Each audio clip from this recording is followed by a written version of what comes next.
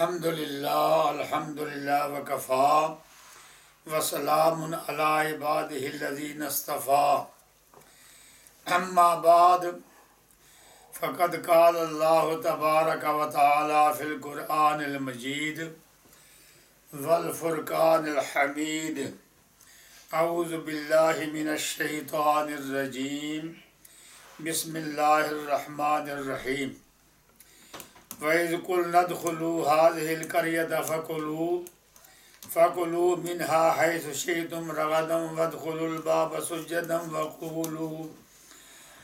وَقُولُوا حِطَّةٌ نَغْفِرْ لَكُمْ وَسَنَزِيدُ الْمُحْسِنِينَ صدق اللہ مولانا العظیم اما بعد فقد قال اللہ تبارک و تعالی فی شان حبیبہ مخبرا وآمرا ان اللہ وملائکتہ یصلون علی النبی یا ایہا الذین آمنوا صلوا علیہ وسلموا تسلیما دروش اللہم صلی اللہ سیدنا مولانا محمد وعلی آل سیدنا مولانا محمد وبارک وسلم وصلی علیہ۔ بنی اسرائیل کو اللہ تعالیٰ نے ایک مقدس بستی کی طرف جانے کا حکم دیا اور ارشاد فرمایا وَإِذْ قُلْنَا ادْخُلُوا هَٰذِهِ الْقَرْيَةَ فَكُلُوا مِنْهَا حَيْثُ شِئْتُمْ رغداً وادخلوا الباب سجدا وقولوا حطة نغفر لكم وسنزيد المحسنين۔ اور یاد کرو جب ہم نے حکم دیا داخل ہو جاؤ اس بستی میں، پھر کھاؤ اس میں سے جہاں سے چاہو، اور داخل ہوتے وقت دروازہ سے سر چکائے ہوئے کہتے جاؤ بخش دے ہمیں، یا اللہ بخش دے ہمیں، ہم بخش دیں گے تمہاری خطائیں اور ہم زیادہ دیتے ہیں نیکوکاروں کو۔ یہ مقدس مقام مفسرین کرام نے لکھا ہے وہ عریحہ تھا، اور بعض مفسرین نے لکھا ہے یہ مقام بیت المقدس کا 8واں دروازہ تھا۔ آج کل اس کو باب التوبہ کہتے ہیں۔ بنی اسرائیل نے دروازے سے داخل ہوتے وقت حطۃ کے بجائے پڑھا ہے حبۃ فی شعیرۃ، یا اللہ ہم تجھ سے جو مانگتے ہیں۔ بعض نے لکھا کہ انہوں نے حطۃ کے بجائے کہا حنطۃ کہ ہم گندم مانگتے ہیں۔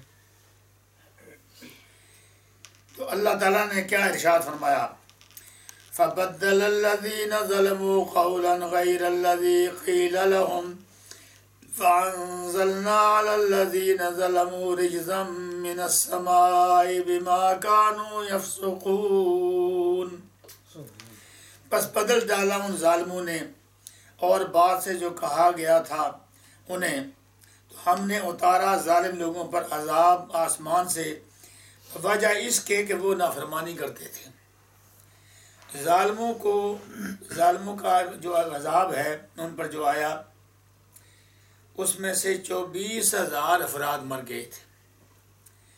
بعض نے کہا وہ 70,000 افراد تھے جو مر گئے تھے، کیونکہ رجزن کا معنی ہے اصل میں ہے طاعون کی بیماری۔ طاعون کی بیماری سے ان پر عذاب آیا۔ پہلے 26,000، بعض نے لکھا 26,000 افراد مر گئے طاعون سے، بعض نے کہا 70,000 آدمی اس طاعون سے مر گئے، یہ ان پر عذاب آیا۔ اب دوسرا واقعہ بنی اسرائیل کے لیے میں بیان کرتا ہوں۔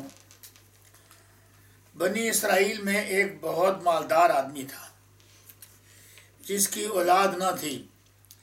اس کے بھتیجے چاہتے تھے کہ وہ مر جائے تاکہ وراثت ان کو مل جائے، اس لیے ایک بھتیجے نے اپنے چچا کو قتل کر دیا۔ قیس ثناء اللہ پانی پتی رحمۃ اللہ علیہ فرماتے ہیں کہ اس مقتول کا نام عامیل تھا۔ قوم بن اسرائیل کے چند افراد حضرت موسیٰ علیہ السلام کے پاس آئے اور کہنے لگے کہ اللہ تعالیٰ سے پوچھیں کہ اس کا قاتل کون ہے، اور کہنے لگے اللہ تعالیٰ سے پوچھیں اس کا قاتل کون ہے. وہ حضرت موسیٰ علیہ السلام کوہ طور پر گئے اور اللہ تعالیٰ سے پوچھا تو اللہ تعالیٰ نے ارشاد فرمایا ان اللہ یأمرکم ان تذبحوا بقرہ، بے شک اللہ تعالیٰ نے حکم دیا تم ایک گائے ذبح کرو، اس کے گوشت کا ٹکڑا مردے کو مارو تو زندہ ہو کر اپنے قاتل کا نام بتائے گا. قوم نے کیا کہا؟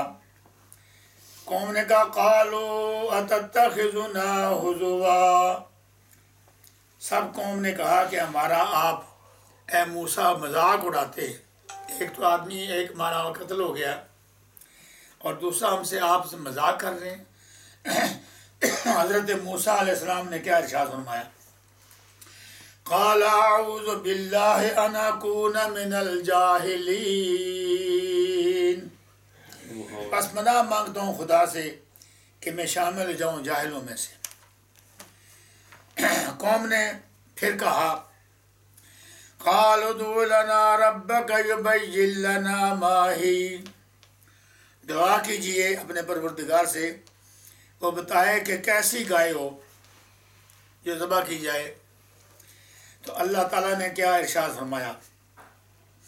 قال انه يقول انها بقرة لا فارض ولا بکر، اللہ تعالیٰ نے فرمایا وہ گائے نہ بوڑھی ہو اور نہ بالکل بچی ہو. اوان بین ذالک ففعلوا ما تؤمرون، بلکہ درمیانی عمر کی ہو، بجا لاؤ جو تمہیں حکم دیا گیا ہے. پھر قوم نے پھر حضرت موسیٰ علیہ السلام کے بارگاہ میں آرزو کی کہ اللہ تعالیٰ سے پھر پوچھ کے آئیں. کیا؟ قال ادع لنا ربک یبین لنا ما لونها، پھر اللہ سے پوچھیں کہ اللہ تعالیٰ ہمیں بتائے کہ وہ کیسے رنگ کی ہو، اس کا رنگ کیا ہو. ارشاد ربانی ہے قال انه يقول انها بقرة صفراء فاقع لونها تسر الناظرین. اللہ تعالیٰ نے فرمایا ایسی گائے جس کا رنگ خوب گہرا زرد ہو اور جو فرد دیکھنے والوں کو ہو، جو فرد بخشے دیکھنے والے کے لیے فرد بخش ہو، یعنی خوش کرنے والی ہو، اور دوسرا معنی یہ خوبصورت ہو. پھر قوم نے پھر پوچھا قال ادع لنا ربک یبین لنا ما ہی، اللہ تعالیٰ سے پھر پوچھیں کہ ہمارے لیے اپنے رب سے کہ کھول کر بیان کرے ہمارے لیے کہ گائے کیسی ہو. یہ بار بار موسیٰ علیہ السلام کو مجبور کرتے ہیں کہ جائیں کوئی طور پر اللہ کے حضور پھر پوچھیں. اور اس کی وجہ کیا ہے؟ ان البقرة تشابہ علینا وإنا ان شاء اللہ لمہتدون، بے شک گائے مشتبہ ہو گئی ہے ہم پر، اور اگر اللہ نے چاہا تو ہم اس کی ضرور تلاش کر لیں گے، یعنی مشتبہ ہو گئی ہے. پھر اللہ تعالیٰ نے فرمایا قال انه يقول بقرة لا ذلول تثير الارض ولا تسقي الحرث مسلمة لا شية فيها.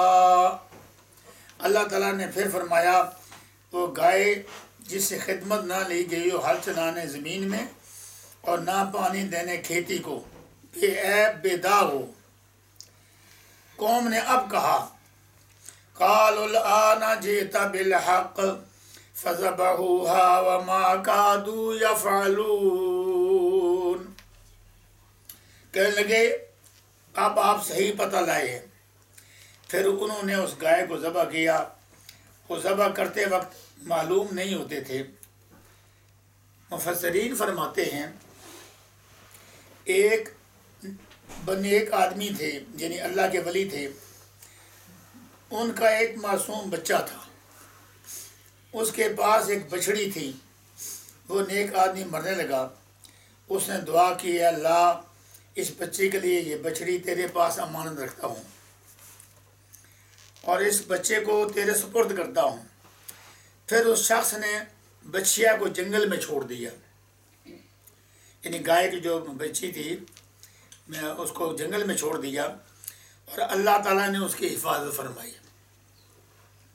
جب بچہ آپ کا جوان ہو گیا، وہ گائے سے جنگل میں گھاس چرتی رہی، وہاں گیا، اس نے گائے کو پکارا، گائے قریب ہوئی تو اس نے قوم بنی اسرائیل کے حوالے کر دی۔ جو صفات اللہ تعالیٰ نے اس گائے کے بتائے تھے سارے اس میں موجود تھے۔ پھر انہوں نے اس بچے سے گائے خریدی، ترازو میں ایک طرف سونا رکھا اور دوسری طرف گائے رکھی، اتنی قیمت سے وہ گائے خرید لی گئی۔ وہ گھر لے آئے، گائے کو ذبح کیا گیا، پھر اللہ تعالیٰ نے حکم دیا فَقُلْنَا اضْرِبُوهُ بِبَعْضِهَا كَذَلِكَ يُحْيِي اللَّهُ الْمَوْتَى وَيُرِيكُمْ آيَاتِهِ لَعَلَّكُمْ تَعْقِلُونَ۔